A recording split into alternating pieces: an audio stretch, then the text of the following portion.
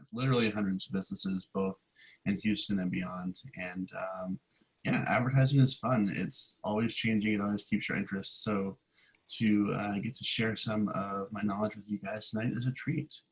So I definitely have to make a point just to chat a little bit about HIMA, the Houston Interactive Marketing Association. So our mission is to help Houston businesses grow through interactive strategies. And we're a nonprofit group, and we do a variety of luncheons, workshops. Those will resume once COVID is behind us. We also have a couple of really fun annual events like our award ceremony, the Show and Tell award ceremony, and our annual Interactive Strategies Conference that is usually in September. We moved it last year to this March, and we all know how that turned out. So hopefully we'll get to have that again this coming September, or maybe we have to push it till 2021. Not sure how that's going to turn out, but it's a really fun event. We get some great speakers in.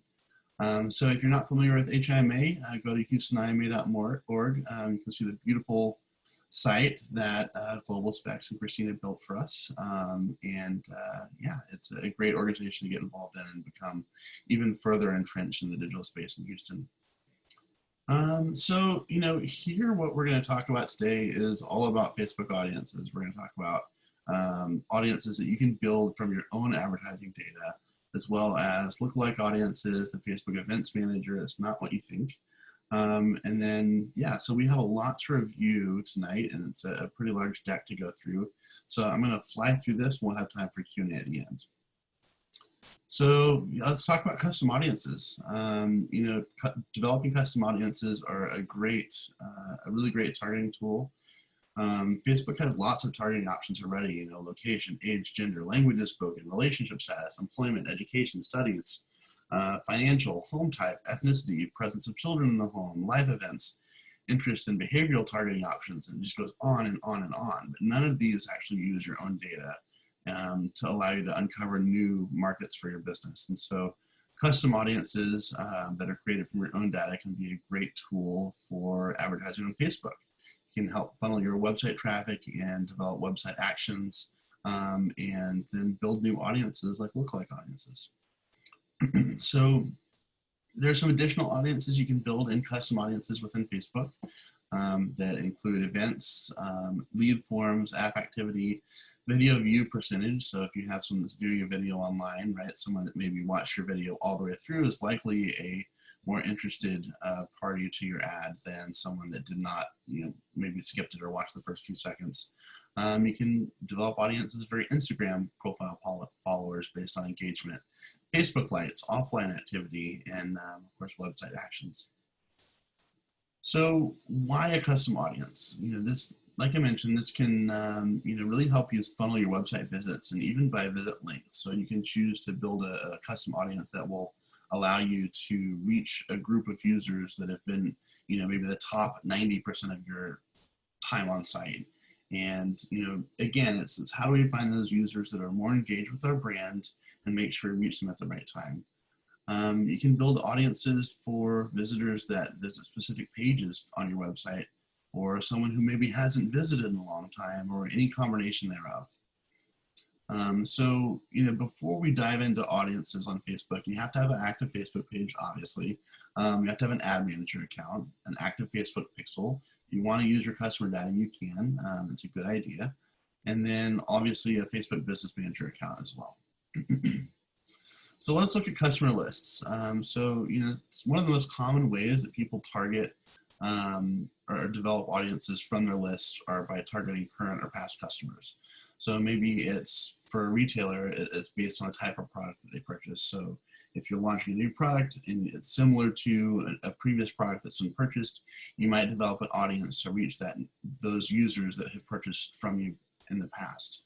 Maybe you want to target people that recently purchased to get them to come back, or people that haven't purchased recently. And you know, you can also look at dates of service or dates of purchase, and look at you know, maybe a scheduled service reminder for AC or pest control. You know, seasonal businesses are great, you know, thought to use for around dates and your customer list promotions. Even followers, you can use your own customer list to get people to follow you on Facebook and Instagram if they're not already. So yeah, that's really what we'll dive into here.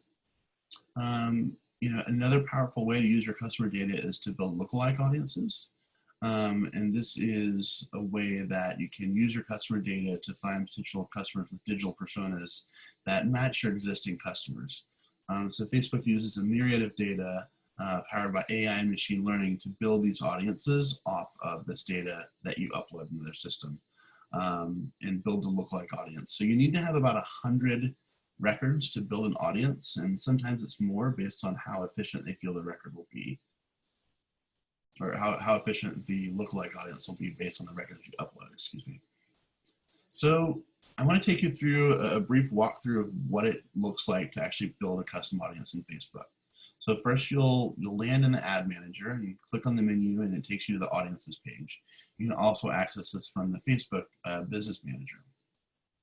So then you're going to click create a custom audience and start the process. Then you're brought to this screen which shows you different types of audiences that you can create. And so let's talk about the data sources that you have that are available, right? So first you have your actual data sources. This is going to be anyone that is visiting your website, and you can segment that based on page, time on site, URL they visit, all sorts of different things. You can upload your customer list and include that. If you have an app, you can have the Facebook SDK installed in your app and segment app activity on Facebook to market to users, or even offline activities. So you can upload your offline purchase data from customers into Facebook and then market to them that way. And it's important to note that this is all secure. They hash the data whenever it's uploaded, so your customer's information will be kept private. So things that you can use are email addresses, phone numbers, physical addresses, and Facebook IDs. And when you combine all these together, typically you have about a 60 to 70% match rate. And that's just because Facebook's audience is so large. So let's talk about Facebook sources. So we have things like video. And like I mentioned earlier, you can segment video views by a percentage of video watched. Facebook lead forms, you can group and build custom audiences based on who's filled out a lead form on your site, or who actually viewed a Facebook instant experience. You can create audiences based on your Instagram profile or actual events that you've promoted through Facebook, or certainly your Facebook page, obviously. So I'll walk you through, excuse me.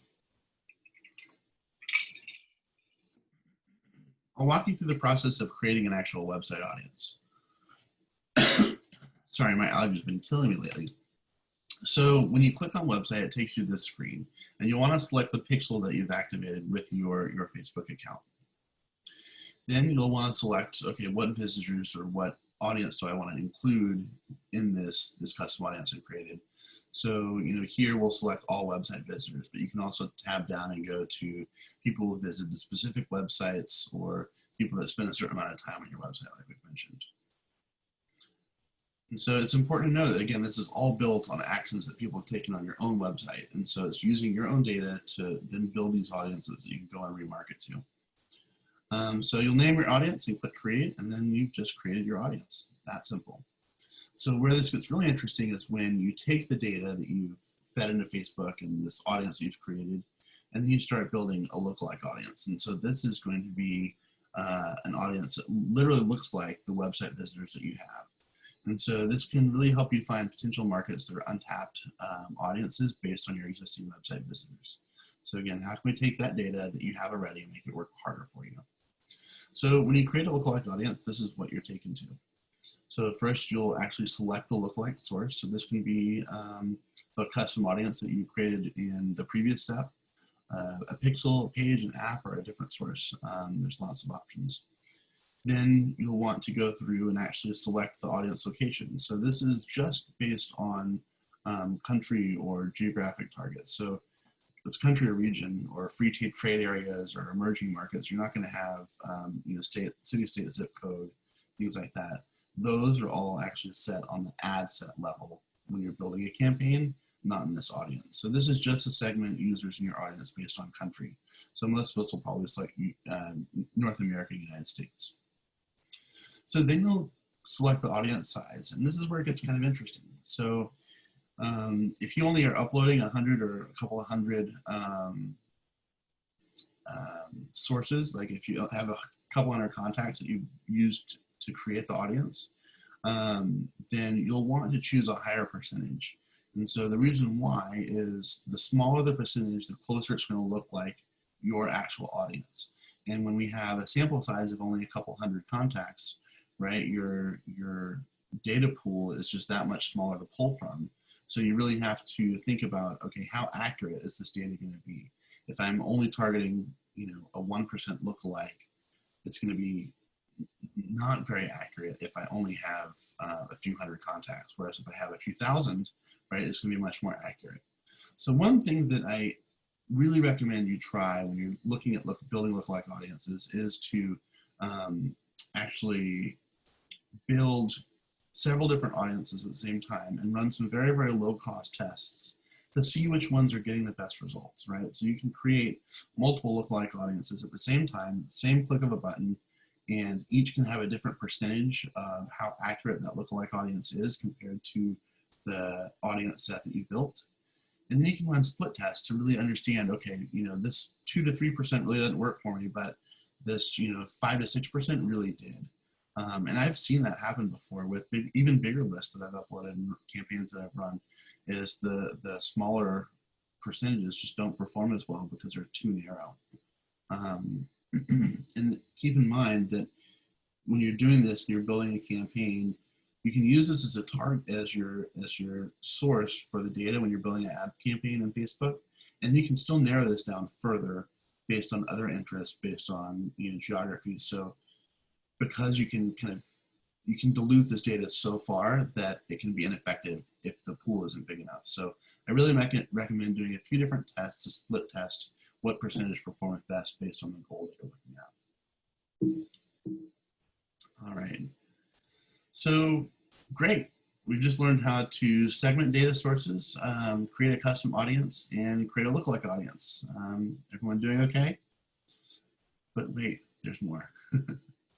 So let's talk about Facebook events. No, these are not parties or meetings or webinars. They're actually events that are taking place on your website. So Facebook events allow you to create custom audiences based on an event or a specific action that a user takes on your website. From the events manager, you can select custom conversions to begin the process of creating this, this event and this custom audience.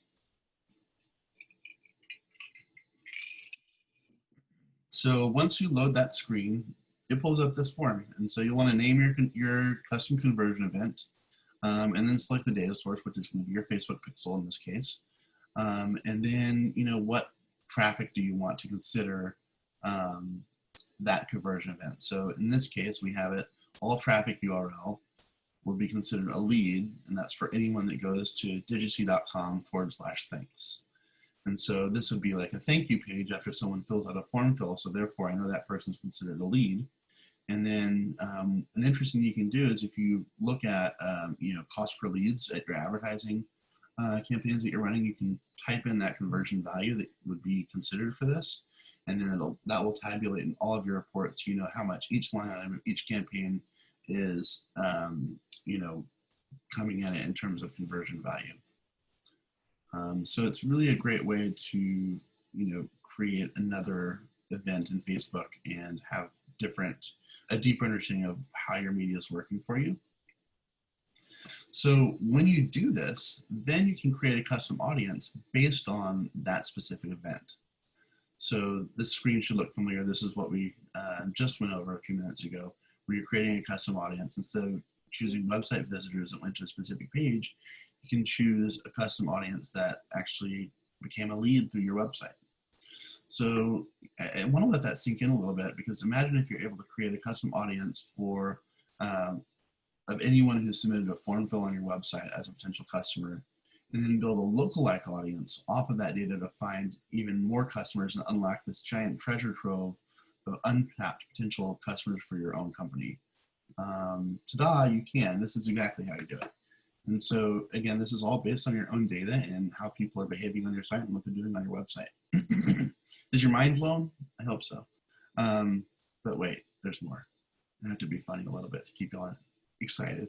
So let's talk about the Facebook event setup tool. This is one of my favorite tools that Facebook has, and it's super easy and can give you an even more kind of robust targeting set and really kind of break down what people do on your website even further.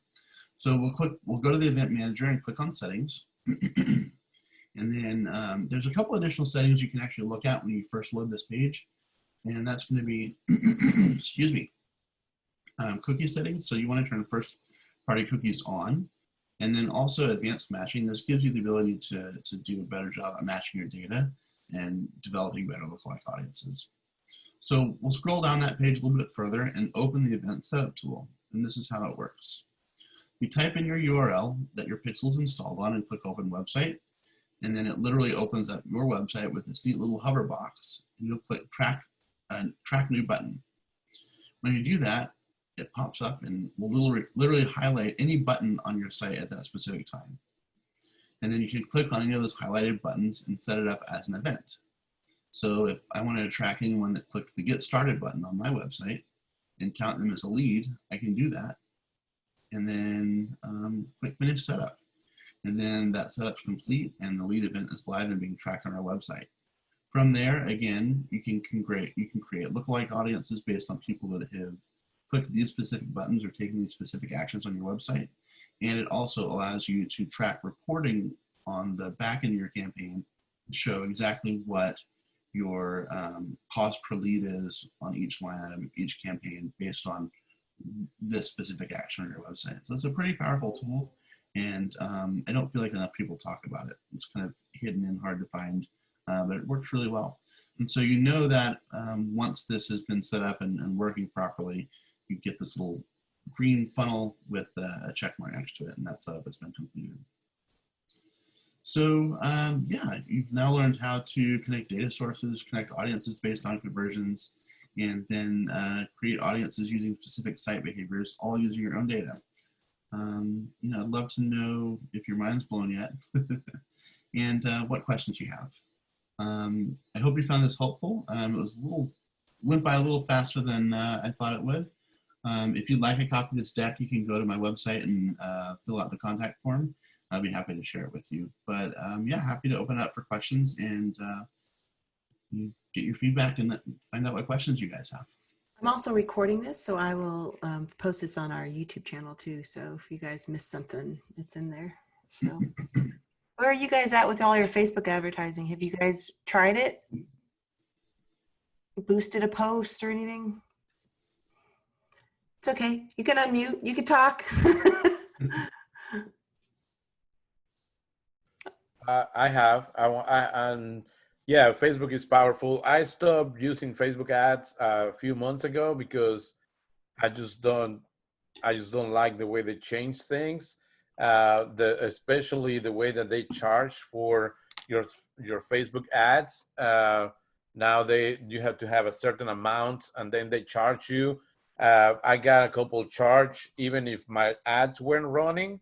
I stopped my ads and they keep charging me after my ads finish and all that. I got a couple of disputes with Facebook, but never got a resolution or anything. So I really stopped using them. But one of the questions that I have, Chris, if you don't mind, is how do you calculate your on the Facebook events? How do you calculate the value of that event? You know, at the bottom you have the value of $50 per click or something. How do you estimate that? Yeah, that's going to be really a kind of a personal decision based on your business and what, you know, so like, let's think about maybe instead of thinking about a lead, let's look at a sale.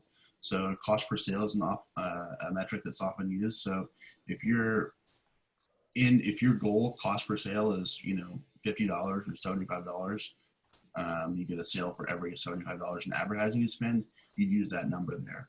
And so it really varies based on industry, based on your business, you know, and so it's really just kind of what makes the most sense for your business. Okay. Yeah. Thank you. Yeah.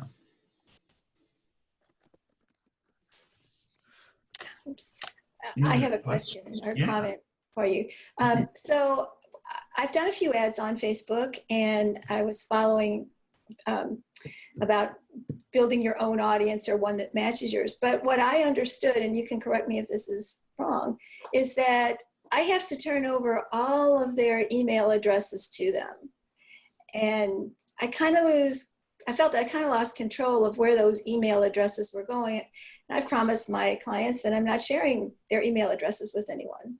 Right. So did I get ahead of myself there? No, you're absolutely right. I mean, you are uploading your customer data into Facebook to create audiences based off of your customers. So if you're, you can upload name, address, phone number, even street address, email address, and the more data that you upload, the better the match is. So it gets more accurate. But you're absolutely right. You are uploading your customer data. So, I think that's one of the things where you have to have permission to, with things like GDPR happening, having a cookie opt-in and making sure that you have, different disclaimers that will protect your business is important. Yeah, well, I mean, I want to protect my clients too. I don't want to go putting their stuff out there. I mean, that seems really unethical in a way. So what is Facebook doing with all this information? Is it, are they selling it? No, they're not selling it. So it's used to, so they upload it and it's all hashed and it's supposed to be secure. And so, no one should be able to access that data because of the encryption that they're using. So Facebook's using that to find out, okay, this email address that you have for your client matches up with this specific Facebook profile. So now we know this is who you want to reach. So if you have 100 people that you upload and you say, okay, I want you to build a lookalike audience off of this. I want my lookalike audience to look like these 100 customers. And so they're going back and matching that with different profiles and user accounts on Facebook to understand who you want your audience to be. And so you can either market to those customers directly when you upload your customer list, or you can build a lookalike audience off of them and find more customers that look like the actual customers that you have. Okay, thank you. Yeah, no problem. What about when you're managing more than one customer? Mm-hmm. That's the problem I'm finding is I'm losing, I think we talked about this earlier, is that it's all in, I feel like when I first started, I actually created a profile for the company and I don't have friends with it just to kind of follow along with I didn't want to make the Facebook gods mad. So I really just kept it alone. There's no friends associated, but I use it as my manager tool. So I have that one, and then I have my own with the manager tool. And I feel like I've just got this totally intertwined stuff. So when you've got more than one customer, how does that work now? When you're talking about targeting and data from different companies, can you explain that a little bit? Yeah, that's where the business manager comes in. So if you're working with multiple clients and you want to make sure that each of your clients is set up on the business manager, that way, if you ever leave as an admin from their account, all that data stays. And so it's not locked up with your specific account. So if different permission levels could be controlled within Business Manager for building audiences, for approving ads or approving ad spend or budgets. So there's all different kinds of settings based on the organization that you're working with and who needs to approve what. So I like to make sure that all my clients are set up on Facebook Business Manager and they give me access through that, or I help them set up their Facebook Business Manager account to make sure they have access to that at any point in time. Because it can get really sticky if you've been working with someone for a long time and all of a sudden they're like, okay, well, I don't want to work with you anymore. If they can make that handoff much more difficult if you don't have business managers. So when you create one for your customer, do you use their account? You get their login and password. So I would walk them through, like maybe if you're doing an in-person meeting, or walk them through doing it over the phone together, like through Zoom, right, and then have them actually create it and then invite you as an admin as well. That way you have the access that you need. Yeah, okay. Because that changes all the time too. Yeah. But that way, if you're granted that admin access, the only way that you'll lose it is if they take it away. So So you're not dependent on what other them. benefits are there for when you're targeting with your own data? So one thing is for sure, building up lookalike groups inside, finding similar people. What other areas are you thinking that, you know? Yeah, so I like to look at the different products that a company sells. Even my company, right? So we do websites, we do programmatic, we do social, we do all these different things, but the target market's going to be different, right? A business that needs a new website may not at the same time be interested in social media or doing programmatic and connected TV. Right. And so if I know that a user's gone to a certain page on my site, then this person's going to be interested in websites. So I can serve them ads that are specific to them, that are more actionable, instead of just a general ad for anyone that's visited my website. How And is so this? just kind of being thoughtful about, how do you tie in what ads you're showing to users and help them along the user journey, and how does it all fit together? Right. How has this changed? How has Facebook advertising changed in the past 6 months? Well, they revamped the entire platform. So the whole UI, UX, everything looks very different. I think that's happened in the past 3 or 4 months. So it looks a lot different if you haven't logged in a while. Yeah. And then, the tools are constantly changing. I think they just rolled out a new video creation tool recently they revamped their video creation tool for making videos on Facebook.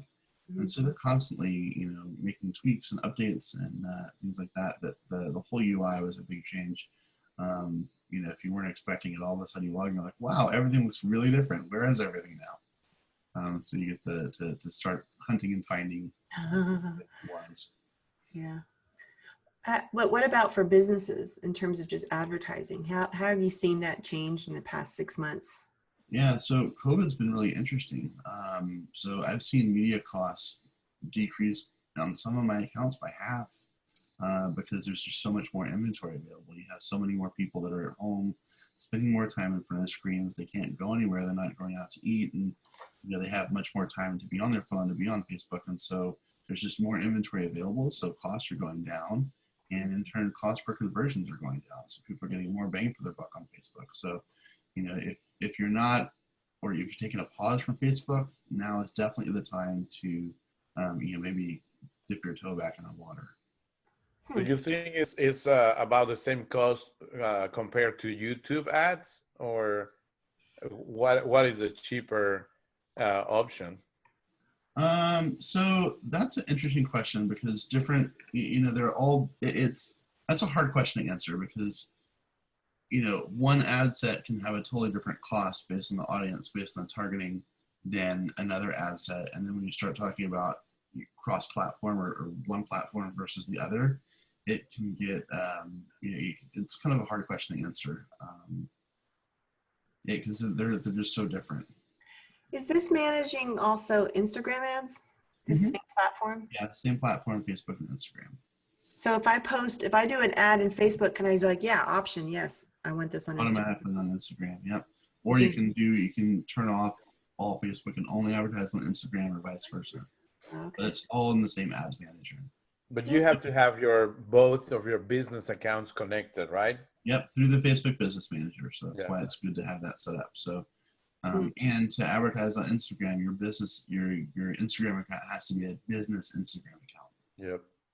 So you can't advertise with a personal Instagram account.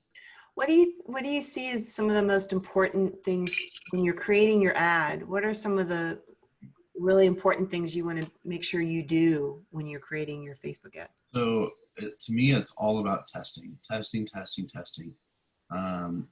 You want to split test creative, like imagery. You want to split test copy and content in your ads, and split test audiences. And I don't recommend doing them all at the same time. Start with one audience and say, okay, I'm going to have the copy be the same, and I'm going to split test, 3 or 4 different images depending on what your budget is, and run those for a few days, see which one performs better. Once you have a winning image, you say, okay, great, now I'm going to test this copy. And once you have a set of copy that works, then you can try and refine your targeting parameters based on who's responding and how the ads are performing. Because when an ad's running, you can see the demographic information for who's responding to the ads. And so if you're, let's say your targeting was set up from 18 to 45, and you see that everyone that's responding is 35 to 45, turn off everyone below 35, because that's who's performing better. Or, maybe I see that women are outperforming on a certain set of creative versus men. I may split those off into 2 separate campaigns and run just targeting a specific gender. So it's really, I think testing is something that a lot of people just kind of do the spray and pray method, where they launch a bunch of ads and say, okay, great, I like this image, I like this copy, it says what I need it to, I'm going to push publish, and holy crap, I spent $500 this week and I got nothing for it. When really you should have been spending, maybe $75 that week testing a bunch of different creatives, figuring out which one's going to perform the best, and then running it. The next week, when you have your winning ad set, then you run that $500. So start small, start with broad targeting and test, and then figure out what works. You'll be surprised, man. I had this one campaign where I was developing a few different videos, and this one video was super attention getting, but to me, I looked at it and I thought, this is obnoxious, I'm not going to run this. And I thought, you know what, it's a small budget to test, I'm just going to try it. And because it was so attention grabbing and like blinking colors and like really, you had to look at it. It outperformed threefold all the other ads that I built in that test, and ended up being a really high performing ad. And so, don't be afraid to test things that are kind of out there, because you never know what's going to perform and resonate with people. Especially now, as we're spending more and more times on our phones and computers and stuck at home. We always have either our phone or iPad, or you're in front of your desktop or laptop. It's going to take more and more creativity to stand out from the crowd and really get your ads seen. So video or static images? It really depends. I test both. So so I had a ad that I built with the same imagery. One was a video with scrolling text, and another was just the image, and the image outperformed the video. So it really just depends on what the specific creative is, because there's a lot of times people have due to data limits, video doesn't auto enable, so your ads aren't going to play right away, and so there's no a hoop a user has to jump through to see the image, right? Because it's just going to be there, versus having to actually click that play button. People aren't going to click play on an ad, but a lot of people have that turned off to where videos won't autoplay. Yeah, it's just an area that I'm just not as familiar with. A couple of years ago, I could whiz bang it, but now they've just changed so much.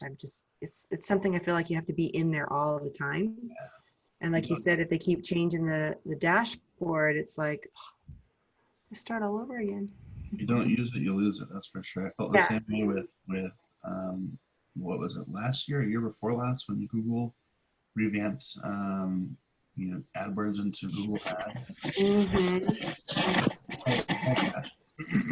Whole dashboard, completely different. Everything's changed and moved around. It just takes a little reorientating to get back and be good at it. I have to say that one thing that I lean on heavily is the Facebook help section. It's actually really good. I mean, if you Google almost any question you have about Facebook advertising, most of the time there's a Facebook article about it that walks you through step by step how to change things, how to do things. And if it's not there, it's on Reddit. And so, it's impossible to know everything, especially to your point, how often things change. But the Facebook help section is actually really helpful. Facebook reps, on the other hand, not so helpful. It's the community. It's other people answering the questions. Yeah, absolutely. Well, if anyone else has any questions. Yes, I have a question. This is Jonas. And I am a volunteer for a local nonprofit organization. We are fundraising money to buy PPE for hospitals. Thank you. in East Africa in their effort with fighting COVID-19. So we're getting ready to launch a Facebook video ad, and our goal is to target people from that region. Specifically, it's a country in East Africa called Ethiopia, who live in the U.S. and Canada, and so they can donate to the cause. We don't have a data or anything that we can use to build that custom audience from, but what we're hoping is that we may be able to utilize like the Facebook profiles to do the targeting. Will that work? So you can target based on interests. So I would look at some of the interest-based targeting, and so people that may be interested in philanthropy, or people that are doctors or nurses, you can target by career. And so looking at people that are doctors and nurses that are sympathetic to other health professionals in other countries that may not be as as fortunate as we are, that would pull at your heartstrings for sure.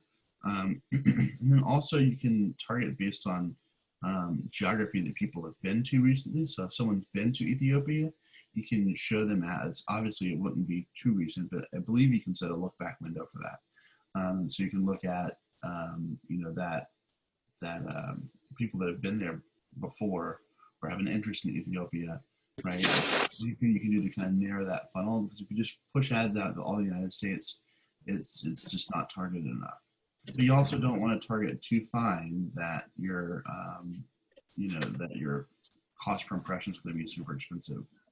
So I'd recommend doing a few different tests with a few different audiences, and seeing which one pulls the best. And then based on that, you can kind of, like, let's say maybe you target homeowners for some reason for a campaign.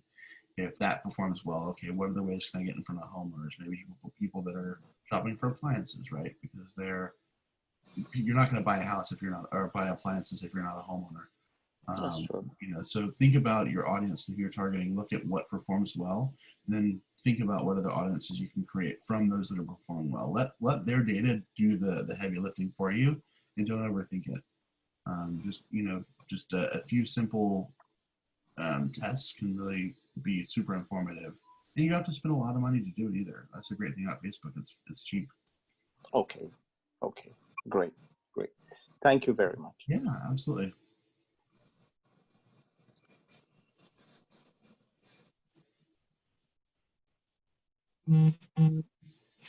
Anyone else? Other questions for Chris?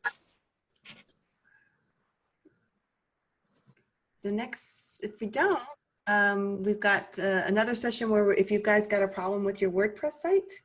But thank you, Chris. So helpful. Thank you guys for having me. Yeah, absolutely. If you want to Fun. stick around, for sure, or totally get if this is not your, your thing. Yeah, I'll probably stick around for a little bit. Okay. Yeah, so if anybody has any questions about WordPress, or you're stuck on something, this is your opportunity to ask some questions. We got a bunch of people here, other developers, agency owners, freelancers that are really, really good with WordPress. So Nick, just let me know if you've got any questions. I have a question. Yeah, what's up? All right, so I'm trying to build a WordPress site. So I want it to look like an Excel spreadsheet, but I want the rows to be able to expand. I don't want to clutter the screen with a lot of stuff. So like, I want people to come to the site, see the spreadsheet. Like, I already have a search filter on there that's working pretty well, but I want the cells to be expandable so I can like put more information if somebody wants to know without it being long. Go ahead. Without being cluttered on the screen. I don't know. Is it already live on the website right now? Do you have it already? It is. Would you like the URL? In the chat, yeah. Okay. And I'll share my screen and see what you're talking about. All right. Let's see when I put the browser over here, how bright it gets. Bye, Julie.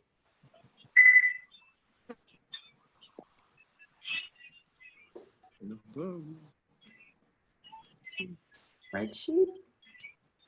Yeah. Does that make sense? Yeah, can you throw in the chat the link? Oh, you did already. There it is. I got Yeah. it. UGRR.net. Got it. Let's see here. Here it is. Okay. Oh. All right. So you want to make sure. So okay. You want the cells to be able to expand out depending on the size? Yeah, like the rows. You see how you have that row highlighted? Somebody clicked on the row. I wanted to expand and put more information about the person or the company, or if that makes sense. Yeah, like, you know. You mean expand, like add another column? No, I want to expand down more. If that makes sense. Maybe he wants an accordion. It's like an accordion function. Oh, yeah, exactly, bro. Yeah, Okay.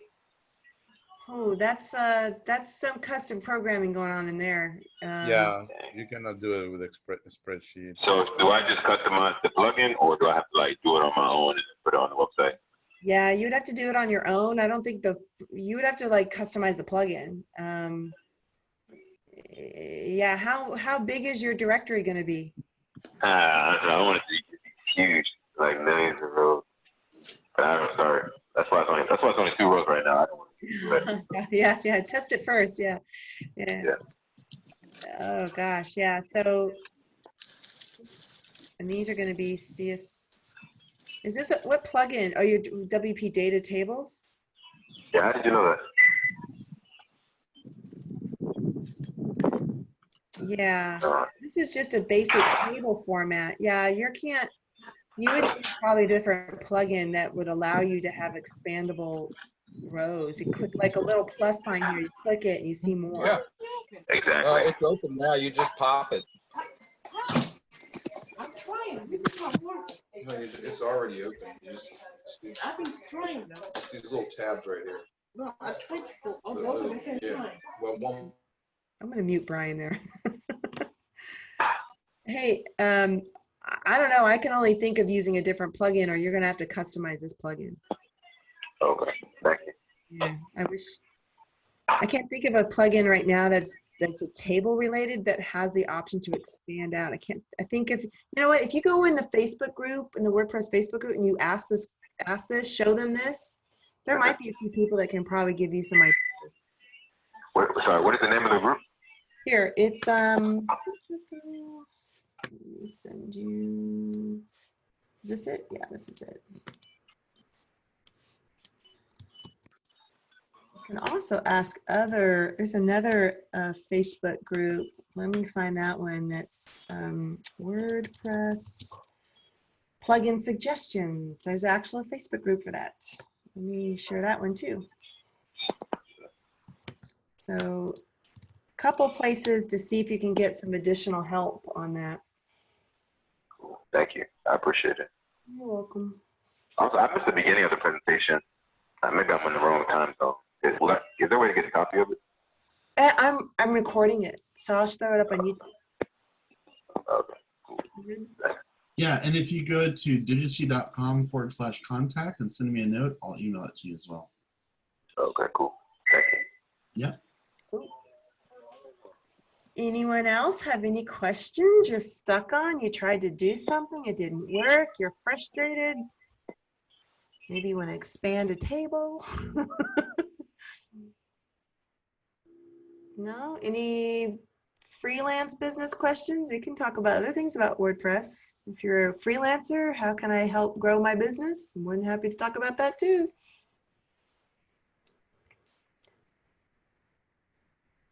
Oh, Alex just threw something in there. Yeah, that looks pretty good, Alex. WP data tables, yeah. How to add social media to your website and add your website to Google directory. Whew, that's a big question. All right, well, adding social media to your website, do you mean just adding little icons and then link the icons? Or do you mean when I go on a blog, I can share the blog, I click a button and it's opportunity to share that blog. There's two ways. I'm wondering what you're talking about there. Home. Your home is. Buttons. Say again? Adding buttons. Oh, adding buttons. Oh, adding buttons. Okay. Omar, do you have something for that? Usually, I have a plugin. I can share a plugin on that. I was gonna touch on the Google directory. So the first thing before I go to the, I look for a social media, but I think it's like all social media. I'll look for the plugin in a minute. But for a Google directory, you gotta set up your console, Google console, and then you can either submit your sitemap. You gotta have your sitemap submitted to Google, and in your Google console, you can submit your site for Google to crawl your site. But you have to have your Google account ready. And for the, I'll tell you in a second what the plugin is. I'm gonna share my screen really quick. This one is this is just a basic plugin for social sharing here. What theme are you using? Do you know? Or? Yeah, do you know your theme? I'm using Yoast for the Google. For SEO. Right, that's for SEO, but do you know the theme of your WordPress site? Like your appearance? Let me look. Okay. Theme here.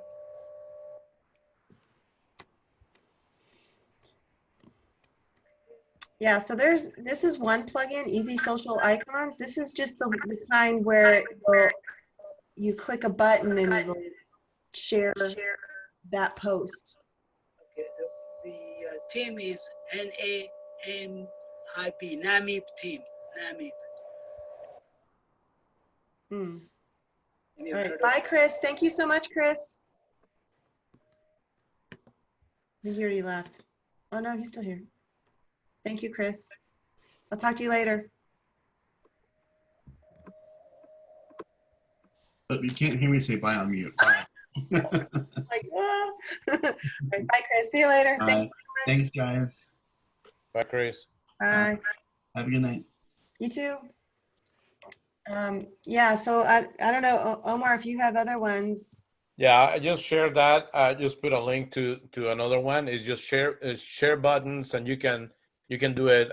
It can be floating buttons, horizontal, or at the end, or at the top, and it's sharing images. I mean, to share your social media buttons. Is that the one that he was looking for, maybe, or maybe it's just to? I'm thinking so. Yeah, there's two types. You know, the kind that we just have a. Let me see if I can show you what I'm talking about. I'm trying to think which ones the website I just went live. I'm all of a sudden going blank here. Let me just show you my website. I think it's at the bottom. I have it. Yeah. So usually what people do is maybe at the header or the footer. So these are just, you know, if I just click this, it just sends you to my Facebook page. That's one social icon. Or the one that Omar and I shared are the kind that actually takes the content and kind of shares that content and then on Facebook or Instagram or LinkedIn or whatever, versus just sending you to that Facebook or to that profile. So it's just two different kinds. Alex asked a good question. Alex, do you want to share the website on a social account, or are you looking to just put your own social media account for people to view? Right. Yeah, that's important to know the difference. Yeah. I don't know if he. Then I think Omar, you had a good point about the search console. So before you can start now, you have to have a Google account set up first. Mm-hmm. So you can just, you know, create a Gmail account super quick, or take your email and create an account, but you need to have a Google account first. You hit start now, it'll walk you through the process. You're going to have a little bit of you need your Yoast, I think you said you have Yoast. It's going to give you an XML file. So you want to make sure you copy that into Google search. But you're going to also need to verify the account. So it'll probably ask you to, if you've already got analytics installed, it'll use that. Sometimes a TXT file, do your DNS. Sometimes just upload a basic HTML file. So you're going to have to know a little bit how to do that. So I think even Omar, Alex, tell me if I'm wrong. Another option just gives you a text line, like a confirmation HTML line that you can just put in the header, right? Right. Yeah. Yeah, I think there's 4 different options that you can do, 4 different ways. I mean, like that's the easiest one, the one that you just mentioned, and then all the other ones are more like on the server side that you gotta put code on the server or change DNS. There's another one that you can put your DNS on, so it's more complicated. So the easiest one is that just put the line of text on your header and then submit verify, and it will verify your site. But Joe's, like Christina mentioned, it produces your XML file and your sitemap, and you can submit that sitemap to Google, and then Google will crawl your site. But you gotta do all those steps before that happens, like the account and everything. I'm gonna show you what the dashboard looks like really quick, but I'm trying to find a client that really is not really around and is very small. I think this is one. It's like a really, yeah, there's like nothing going on with the site. All right. So when you first come into the console, you'll have some of these options over here on the left, and you won't get this until you actually verify your account. And I believe if you go into settings, I'm wondering if there's a, yeah, owner verification. So it'll ask you, oh, here we go. So HTML tag, a file. I think for me, the file is actually the easiest. You know, you just upload FTP up this little Google file. If you've already got analytics, you can connect that way. If you've got Google Tag Manager, and then this is the hardest one, is the DNS record. But then, like Omar was saying, with the XML file in Yoast, you come over here into sitemaps, and it'll give you, Yoast should give you the URL, and you stick that in here, and you hit submit. And then just, that's it. Just let Google do its thing. Sounds great. Yeah. So you can see I haven't submitted anything. I don't even remember. I don't even think I manage the site anymore. I think it's even gone now. But yeah, this, just to go further into, if anyone else have any questions that you're stuck on, need help? Hi, this is Angel. Hey. Hi, Angel. Hi. Hey. Hey. I have a question. I'm trying to figure it out how to build a website for restaurants. I'm wondering what kind of plugins is best, I mean, to create a website for ordering.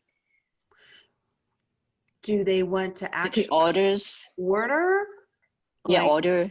Yeah, like order from the website, restaurants, menu. I don't really They know can. the restaurant website. Omar, Alex, are you guys more familiar with that?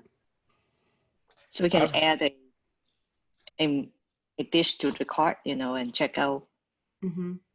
Yeah, I built a while ago a pizza delivery site, and the plugin that I use, or the service that I use for delivery, it was WP Pizza, just like that, and it gives you a cart. I think that's one, WP Pizza or something.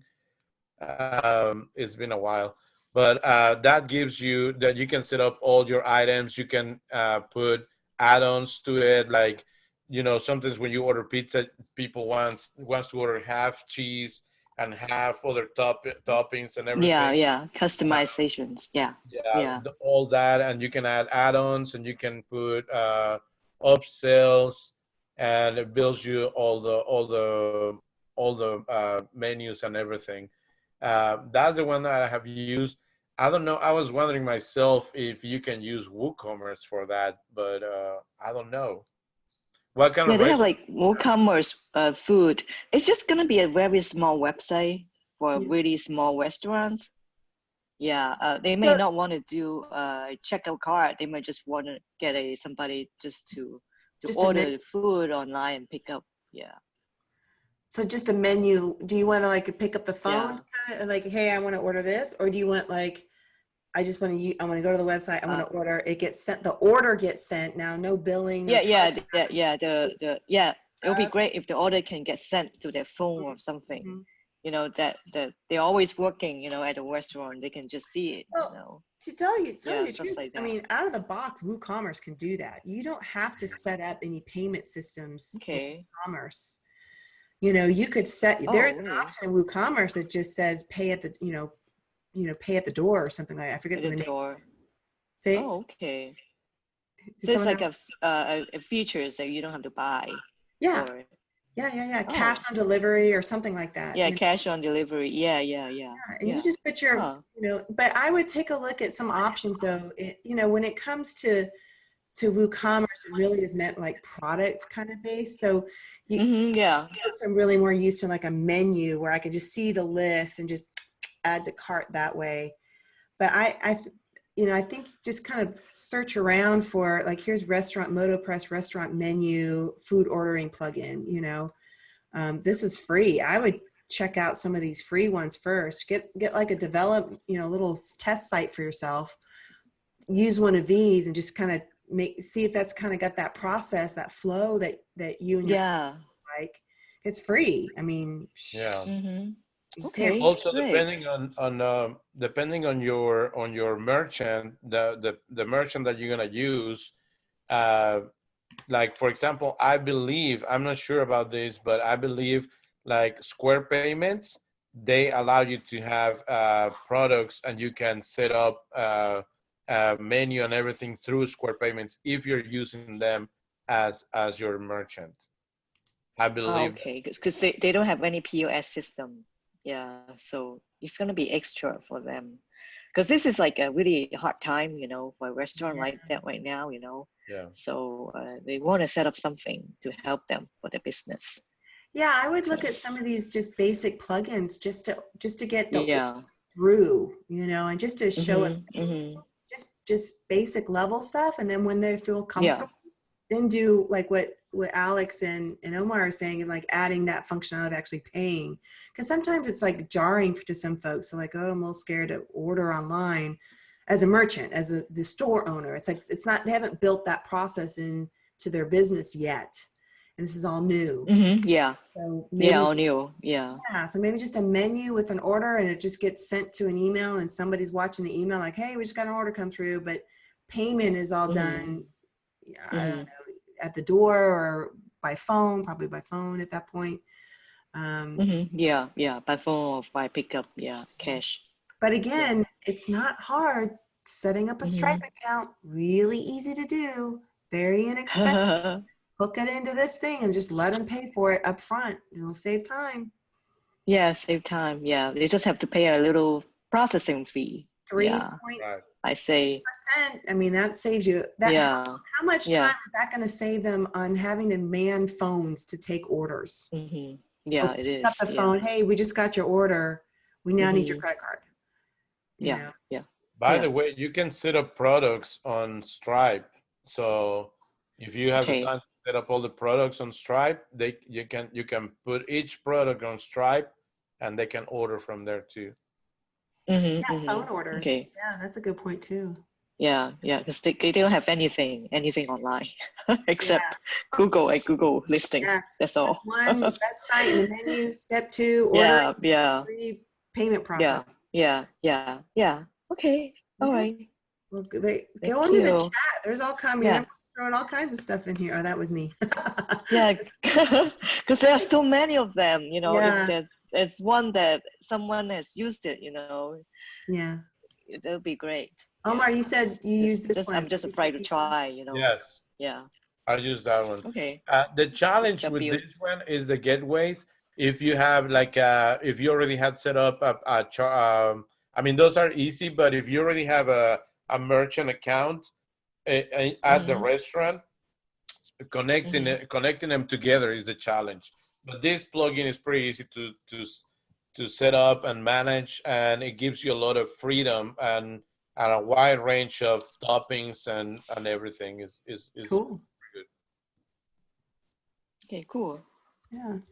You know what I've Okay. told some of my clients that, you know, they come up with the strangest merchants, like, where did you get that from? And, you know, it's some random bank and they spun up a merchant account or someone sold this thing to them. And now that I say, you know what, there's no harm in just setting up a Stripe account. There's no monthly fees. There's no annual fees. There's no fees involved.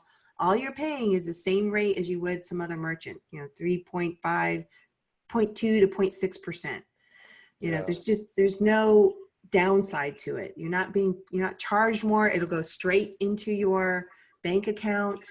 Your bookkeeper may not like you so much because they're gonna have 2 credit cards to manage merchant accounts, but you know, the cost it takes for some of these businesses, especially the smaller ones, to take these random merchants and try and connect them to an e-commerce, that cost is too high sometimes. Yep.